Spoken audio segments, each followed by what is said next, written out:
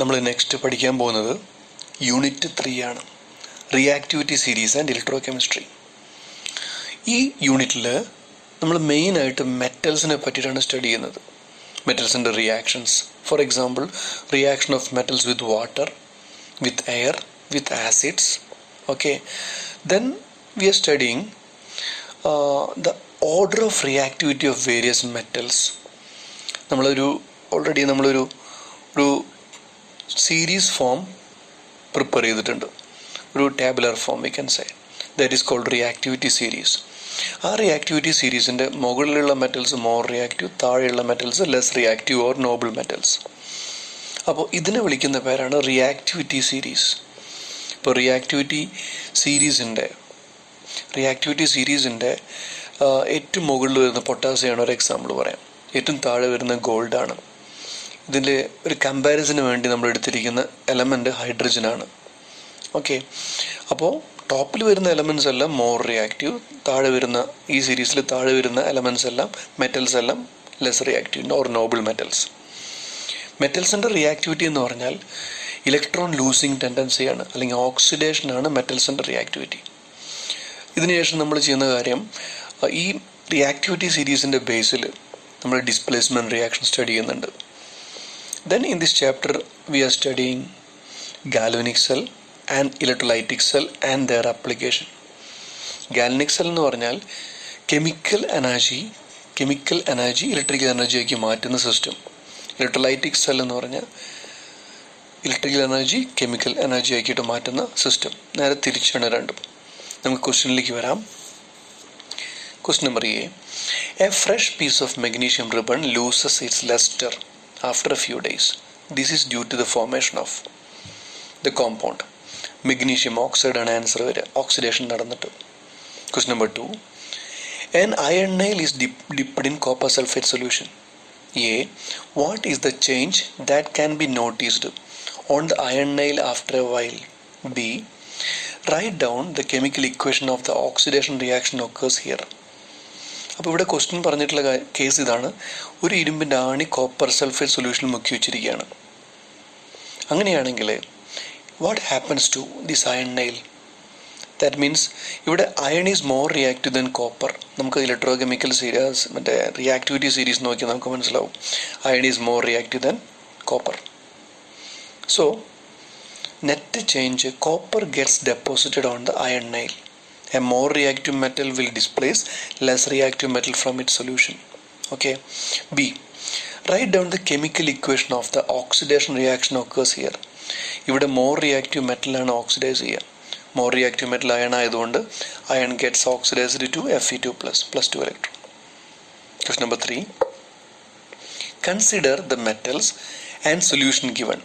Zinc, magnesium, copper, silver, copper sulphate solution, magnesium sulphate solution. നമ്മൾ ഒരു galvanic cell construct ചെയ്യുമ്പോൾ ഏറ്റവും reactive ആയിട്ടുള്ള മെറ്റലിനെയാണ് ആനോഡായിട്ട് എടുക്കുക. ഏറ്റവും റിയാക്ടിവിറ്റി കുറഞ്ഞ മെറ്റലിനെയാണ് കാഥോഡായിട്ട് നമ്മൾ കൺസിഡർ ചെയ്യുക. ക്വസ്റ്റ്യൻ നമ്പർ 7ലേക്ക് പോകാം. Which of the above metals are to be selected to construct a galvanic cell? Identify the anode and cathode of the cell. അപ്പോൾ റിയാക്ടിവിറ്റിയുടെ ഓർഡറിൻ്റെയും അവൈലബിൾ ആയിട്ടുള്ള സൊല്യൂഷൻ്റെ ഓർഡറും കൂടി നോക്കിക്കഴിഞ്ഞാൽ ഇവിടെ ആനോഡായിട്ട് എടുക്കാൻ ഇത് നമുക്ക് യൂസ് ചെയ്യാൻ പറ്റിയിട്ടുള്ള ഗാൽവനിക് സെൽ കൺസ്ട്രക്ട് ചെയ്യാൻ പറ്റിയിട്ടുള്ള മെറ്റൽസ് മെഗ്നീഷ്യം കോപ്പറുമാണ്. Anode magnesium dipped in magnesium sulphate solution ആയിരിക്കും. Cathode copper dipped in copper sulphate solution ആയിരിക്കും. ഓക്കെ, ഇനി ഇവിടെ നടക്കുന്ന റിഡോക്സ് റിയാക്ഷൻ എന്താണെന്ന് ചോദിച്ചിരിക്കുന്നത്. നമുക്കറിയാം ഗാൽവനിക് സെല്ലാണ് chemical energies converted into electric energy. ആനോഡിൽ ഓക്സിഡേഷൻ നടക്കും, കാഥോഡിൽ റിഡക്ഷൻ നടക്കും. ഇവിടുത്തെ ആനോഡ് മെഗ്നീഷ്യം ആയതുകൊണ്ട് magnesium gets oxidised to Mg2+, cathode copper. So copper 2+ gets reduced to copper. ഈ രണ്ട് റിയാക്ഷനും കൂടി ആഡ് ചെയ്ത് കഴിഞ്ഞാൽ നമുക്ക് കിട്ടുന്ന net reaction magnesium plus copper 2+ gives magnesium 2+ plus copper. നമുക്ക് ക്വസ്റ്റ്യൻ നമ്പർ 4ലേക്ക് വരാം. Complete the following. ഒരു ടേബിൾ തന്നിട്ടുണ്ട്, you have to complete that.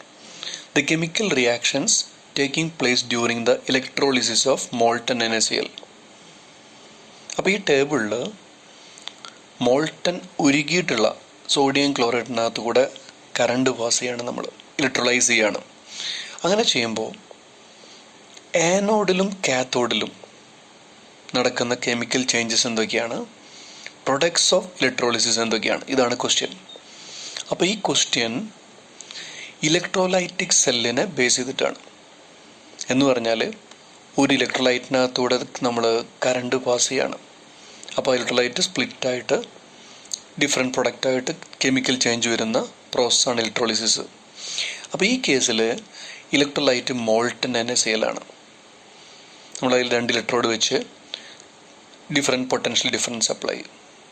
Okay, molten NaClനെ electrolysis നടത്തി കഴിഞ്ഞാൽ ആനോഡിൽ ഓക്സിഡേഷൻ നടക്കും, കാത്തോഡിൽ റിഡക്ഷൻ നടക്കും. അപ്പോൾ ആദ്യം വരുന്ന ചേഞ്ച് എന്ന് പറഞ്ഞാൽ NaCl കംപ്ലീറ്റ് സ്പ്ലിറ്റായിട്ട് Na+ഉം Cl- ആയിട്ട് മാറും.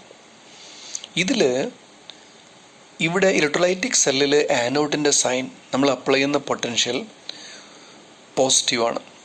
അതുകൊണ്ട് ആനോഡിലേക്ക് മൈഗ്രേറ്റ് ചെയ്യുന്ന അയോൺ നെഗറ്റീവ്ലി ചാർജ്ഡ് അയോൺ ആയിരിക്കും, അതായത് ആനോൺ ആയിരിക്കും ആനോഡിലേക്ക് മൈഗ്രേറ്റ് ചെയ്യുക. Cl- ഓപ്പോസിറ്റ് ചാർജുള്ള പോസിറ്റീവ് ചാർജുള്ള ആനോഡിലേക്ക് മൈഗ്രേറ്റ് ചെയ്യും. ഇതേപോലെ തന്നെ കാത്തോഡിൽ നമ്മൾ ബാറ്ററിയുടെ നെഗറ്റീവ് പോളായിട്ടാണ് കണക്ട് ചെയ്തിരിക്കുന്നത്. അതുകൊണ്ട് കാത്തോഡിലേക്ക് മൈഗ്രേറ്റ് ചെയ്യുക പോസിറ്റീവ് ചാർജുള്ള അയോൺ ആയിരിക്കും, അതായത് സോഡിയം പ്ലസ് അയോൺ കാത്തോഡിലേക്ക് മൈഗ്രേറ്റ് ചെയ്യും. എന്നിട്ട് ഈ ആനയോൺ ആനോഡിലേക്ക് എത്തിയിട്ടുള്ള ആനയോൺ ഓക്സിഡേഷൻ നടന്നിട്ട് ക്ലോറിൻ ആയിട്ട് മാറും. Oxidation means losing of electron.